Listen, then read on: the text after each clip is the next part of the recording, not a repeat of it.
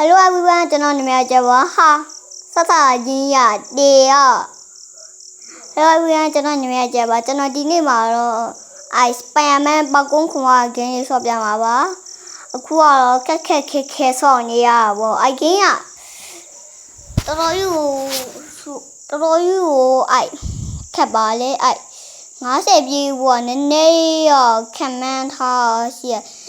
ရောက်နိုင်ကြီးများရဲ့လို့ထင်တာပဲဂိမ်းရဲ့ပုံစံကတော့Spider-Man ပုံစံလေးပေါ့နော်ပောက်ကုန်းခုံနဲ့ Spider-Man ပုံစံလေးဂိမ်းကဘယ်လောက်ထိခက်အောင်ဆိုတာကြည့်လိုက်တော့တူစာပစာလုံနေရပါပေါ့ဂိမ်းကတော်တော်ကြီးကိုခက်တယ်ထဲမှာပါပါတယ်အခုကတော့စွမ်းနေအောင်နည်းနည်းရောက်မောလာနည်းနည်းပဲစီကြီးတော်တော်ကြီးကိုခက်ပါရဲ့ဂိမ်းကတော့အဲ့လိုမျိုးဟာတွေပေါ်နဲ့တောင်းပန်ပါတယ်အဲ့လိုမျိုးဟာတွေကသူ့ဘာကိုပေါ်ပါဝူလော့ဂိမ်းဆိုတာအဲ့လိုမျိုးပဲတီးကြမယ်ထင်ပါတယ်ပြောချင်မလို့အခုကခုံရင်းနဲ့အောင်လက်တွေအောင်မြောင်းလာပါတယ်တွိုင်းနဲ့ရှစ်လောက်ရောက်နေပါပြီအခုကဟာအများကြီးဖြစ်သွားတာလောဘကြီးလိုက်တာဟာငါလည်းပဲမြန်လို့ရမယ်ငါအာတွင်းထားမအောင်ဖြစ်နေပြီကျူးစားလုပ်ထားရမယ်ဟာမဟုတ်တော့နော်ဂိမ်းကတော်တော်ကြီးကိုဖြစ်နေပြီဂိမ်းကိုစောကျင်စိတ်တောင်မပါတော့ဘူးဘယ်မဲ့ပဲစောရမှာပဲလေဟာထက်ကြပြန်ပြီအလာကြီးကတော့မလူးလား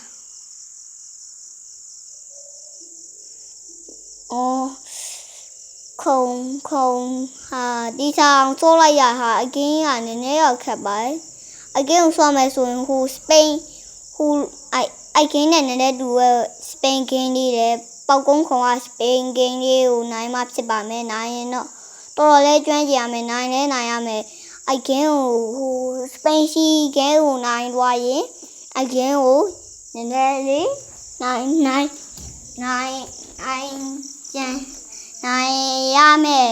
အကန်လုံးကနည်းနည်းပဲများပါရဲ့ရတော့မှထင်ပါတယ်ဒီချလောက်အောင်ပါအကင်းက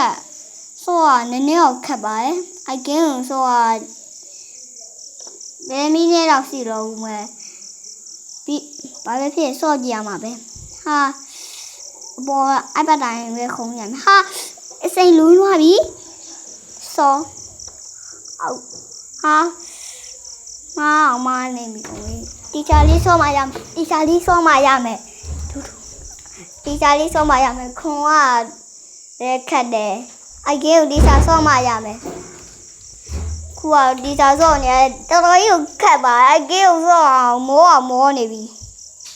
တီချာဆော့ရတာနဲ့အကင်းကိုတီချာခုံဝရပါနှစ်ချက်ခုံရပါအကင်းကတော့လက်တော့ကျွမ်းကျင်တဲ့လူတွေဆိုရင်လက်တော့နဲ့ဆိုဘိုးကောင်းတယ်လို့ပြောရပါတယ်ဘာဖြစ်လို့ဆိုရင်လက်တော့နဲ့ဆိုရင်ဘိုးလွယ်ပါတယ်အကင်းကျွမ်းကျင်နည်းနည်းကျွမ်းကျင်တဲ့လူတွေကလက်တော့နဲ့ဆော့ဖို့အကြံပြုပြင်ပါတယ်ပိုင်းရတော့ခက်ပါတယ်တစ်ချက်သေးပဲခုံပါနှစ်ချက်ခုံရင်လေးစားတဲ့ထိမှကြောက်လို့ပါခွာဒီချခုံးနေရတော်တော်ကြီးမောနေပြီဂိမ်းဆော့ဆောင်းနေအောင်မောရဟာအကင်းကတော်တော်ခက်ပါရဲ့ပြောရမယ်ဆိုရင်တော်တော်ကြီးကိုခက်လွန်းလာမလို့စာပိုင်းမှာပြောထားလို့ဆော့ပါဒီစာလေးဆော့ပါအကင်းကိုဒီစာဆော့ဖို့အကြံပြုချင်ပါတယ်ဒီစာဆော့ရမလို့အကင်းကိုဟာနှစ်ချက်ကြီးခုံမိလိုက်တာဟာနောက်ကိုအောင်ကြောက်သွား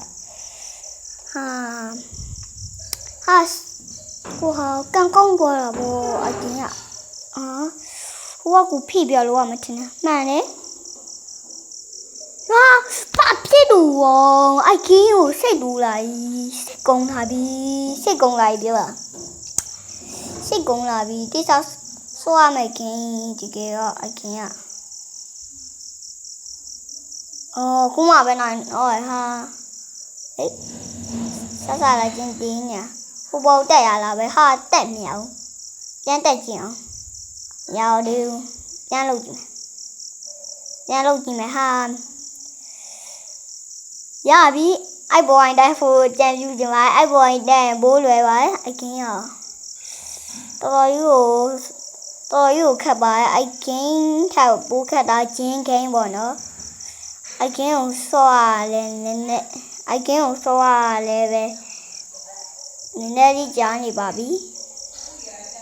ဟာဘာဖြစ်လို့အောက်ကြီးပဲပြုတ်ကြညာစိတ်ညစ်နေပြီအဲ့အနီအောင်လေးကြီးပဲထိမိနေဟာခုပြောလို့ဆိုအောင်မပြီးဘူးအဲ့အနီအောင်လေးကြီးပဲဝါဖြစ်နေထိနေဟာဒီစားဆုံးမရမယ်ထက်ထိပြန်ပြီဟာဘာဖြစ်လို့ထိပဲထိညာဟာဒီစားဆုံးရမယ်အကင်းဒီစားဆုံးမရမယ်ကင်းဆိုတော့အဲ့ဒီစားဆုံးမခုဟာတက်ကြပြန်ပြီဒီစားစိတ်ငြိမ်ထားမှရမယ်အကင်း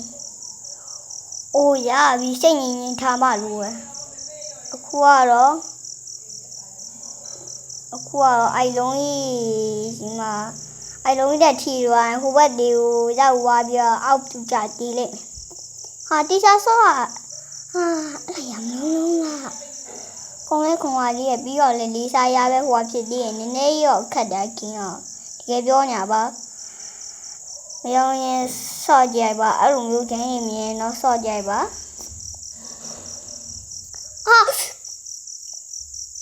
တော်တော်ကြီးကိုခက်ပါရဲ့အကင်းကိုဆိုအောင်တော်တော်6မိနစ်လောက်တော့ကြာပါပြီအခုကတော့တွိုင်းနဲ့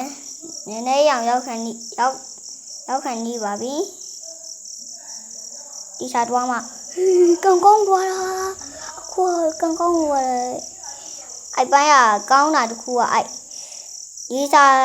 ဒီမကက်တာပဲဒီစားကက်တော့အဲ့ညာမှာစိုးအောင်စိုးပြီးတော့10ခါလောက်ပြန်ဆော့နေရမှာ